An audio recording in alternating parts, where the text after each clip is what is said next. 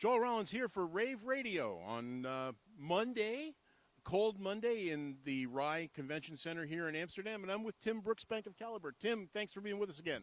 Hey, Joel, it's good to see you. I think it's how many months since I last saw you? Infocom, June last year, when we put the world to rights on the right shape of balls for football. For football, yes. We had a definite discussion on that, but we're not going to go into that anymore. How's Calibre now? We're good. We're having an interesting time at the moment because we have been developing a whole new technology for products which are going to start rolling out later this year, and we've got a big announcement about that tomorrow as to what we've been working on. We've actually been working on a program for nearly 4 years that we're going to announce tomorrow. So I'm afraid I've got to keep you waiting until tomorrow to tell you what we've been doing. So big announcement tomorrow afternoon. What time? 2:30. Okay, 2:30 here at the Calibre booth, which is? 4U64, Joel. Can you give us a hint?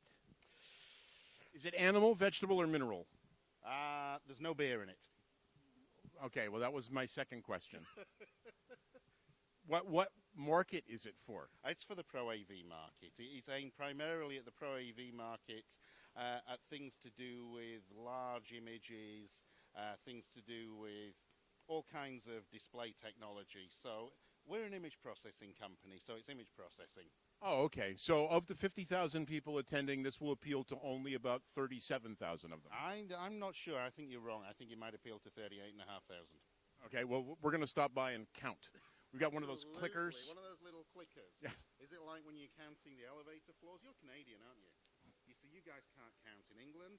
It's 0, 1, 2, 3. But in Canada, you start at 1. You guys miss 0. Well, we have to because we're attached to the States. Oh, I know, and they can't get it right, can they? I know. I apologize. It's their fault.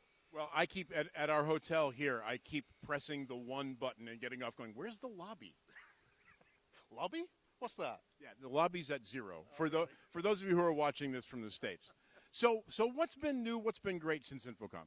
I'll tell you what's been great. We have continued to sell our products into the Pro AV market, but one of the things we've done recently is we've tried to make some of our technology more accessible to certain other markets. For instance, we've been well known for many years for making LED scalers, so scalers for LED video walls, but we've primarily aimed at live events, rental staging, relatively high-end markets. Now, the market that always gets forgotten about for this is digital signage. And LED is more and more accessible for digital signage because the price has continued to come down and the quality's got better from the Chinese manufacturers in particular.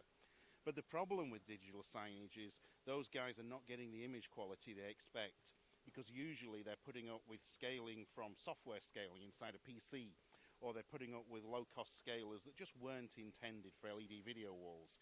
And those guys can't afford to go and buy our kind of rental staging product for an install at a shopping mall. Did you that's mall in there? you got them all in. I'm being American.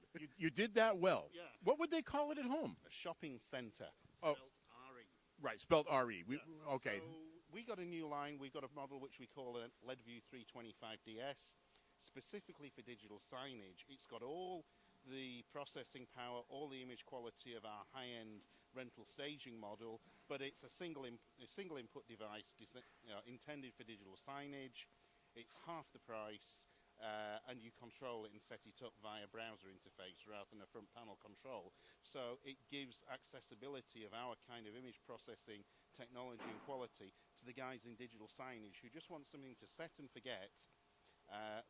They don't need the flexibility of a rental staging product, but they can't afford to pay the rental staging price. You know, as you talk about it, it's one of the things that really I wonder about is why I've always wondered why a lot of the rental companies didn't get involved in digital signage, and I wonder if it was the fact that they just couldn't tolerate the image quality. I think it's partly that, and we are image quality snobs. We are image quality snobs, and signage doesn't care. It really doesn't care. But you see, the people who do care are the advertisers. And so the people with the shopping mall, they're saying we want it cheap. But then what happens is somebody like Coca-Cola, for example, has an advert on one of these screens, and the red doesn't come out the right red. And it's not. I've been through this. Red, yeah. And you see, one of the things that our scalers allow you to do is it allows you to fine-tune the colors so that you can get the correct red for your sponsor. So really what this is about, it's not about making the image quality so it looks good for the guy who runs the shopping mall or the auto dealership. It's about getting the picture to look good and the colours right and the logo's clear for his sponsors, for his advertisers, because ultimately they're the guys who pay the bills. But this has nothing to do with the surprise announcement tomorrow at 2:30. No, it does not, Roll. Joel, Roll, my Rollins, goodness it's okay. me. I'm calling him the wrong thing now. Goodness gracious. I've been having too much of that Dutch beer each evening, I tell you. Well, we're going to stop by and take a look tomorrow then. Okay, be good to see you. Thanks, Joel. Thanks for being with us. Enjoy the show. Gonna try